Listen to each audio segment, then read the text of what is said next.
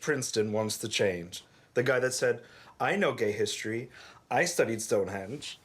That's obviously a joke, but you always worry that history, especially queer history, is going to be forgotten in time. I was with some friends watching the documentary Paris is Burning a few weeks ago, and I was surprised that there were some 20-year-olds in the audience who were completely unaware of like the ballroom scene. And I guess if you were sleeping on the show Pose and then seeing the documentary, you might not know like where voguing, where all this art comes from. And so I think as like I was about to say older queers. I don't identify as an older queer. Older. I just turned 30. Fuck you. As a queer who is obviously older than other people, it is important to remind people of certain history, you know? So let's examine a few historical things I think are worth it for Gen Z gays and Gen Alpha gays to know. Specifically Stonewall, and then a complete pivot to Logo, and finally a discussion of Ballroom. So let us start with Stonewall. The Stonewall Riots. So this was at the Stonewall Inn in New York. This was a queer bar with queer people, patrons, and the police had just been bullies for a long time and had been, roughing up people, arresting people, taking them away. And eventually it happened that the patrons didn't want to take it anymore. They were tired of the police brutality and the mistreatment, and they fought back. So what's fairly well known is that Marsha P. Johnson was an activist who, it's rumored, threw the first punch at Stonewall. And then what's less known is that Storm DeLavery is a drag king, a black butch lesbian, who's rumored threw the first brick. And there's debate over, I misspoke, threw the first punch. Marsha threw the first brick. So the first problem is people misspeak. But secondly, sometimes accounts vary. I've even seen people say, well, Storm identified as non-binary, which is not true. Storm identified as a lesbian with she, her pronouns. So easy to lose this history, not to mention that we had, a horrible thing like AIDS, which took away a number of members of our community who had some of this history. So it's important to share what we know and what we remember and what we've read. Okay, so on to something completely different.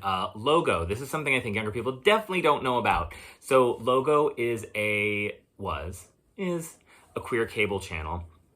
And Logo aired all sorts of like gay web series. It was the original home of RuPaul's Drag Race. Then RuPaul's Drag Race moved to VH1 and MTV. And now Logo is in a bit of a, smaller state. Granted, base cable's collapsing overall. And I'll do a full video in a later time on like what happened to Logo. But essentially Logo just airs reruns of like Paramount shows, Nick at Night, that kind of thing now. And it's too bad because it was a pioneer in terms of airing, again, queer scripted stuff, queer docuseries, and it was like the queer channel. There's equivalents of it throughout the world. Pride TV in Latin America. There's an Out TV in Europe, Out TV in Canada. There's Reverie in the US. So it's not to say that we don't have this at all anymore, but Logo really, was available in over 50 million homes in basic cable packages. So it's too bad that it's gone by the wayside, but, there are other ways of course, consuming queer media still.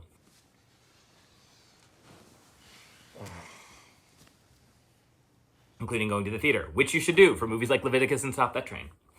And finally, let's get into Ballroom. So I highly recommend watching the show Pose. It was 3 seasons on FX, and now I believe it's on Hulu.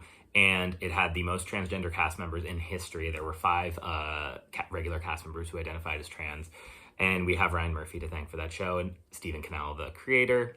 But I think definitely needed a known producer to bring that show to life. And anyway, Ballroom. Ballroom inspired Vogue, Madonna's number. Voguing is a specific type of dancing. If you haven't seen the movie Paris is Burning, I highly recommend it. It gives you great insight into this whole scene, largely started by queer and trans people in New York, of color, often Black.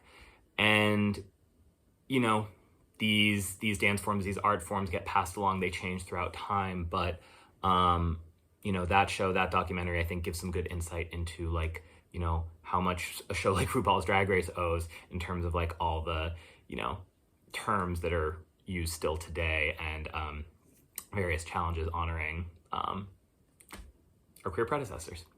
So yeah, I worry sometimes that queer history gets lost over time, especially because we lost a whole generation of queer people, queer historians, including my uncle. He was cool too. I've spoken about him before. I'll probably speak about him again. He started the first gay FM radio show in Boston called 1 in 10 during the 90s. So honor queer elders, whether you're related to them or not. Tell people about queer history, about queer things. This video is obviously just scratching the surface of some moments and things I think are cool throughout our history as the LGBTQIA plus community, but I always like to honor and serve.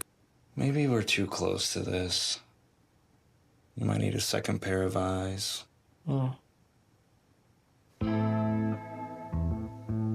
And one last thing I'll end with is my husband is doing an animated musical comedy series about the Jewel Box Revue, speaking of history that's hard to find, which is the first interracial drag revue to tour America during the 1950s. And Storm DeLavery, who's rumored through the first punch at Stonewall, is the lead of that series.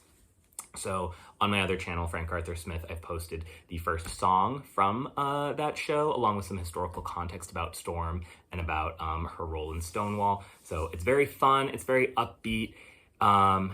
It's very now, and I love my husband and love to support him, and we've had so much fun working on it. So please check it out if you have the time, and thanks so much. I'll share more queer history and queer stuff on this channel. What else am I about? Happy belated Pride.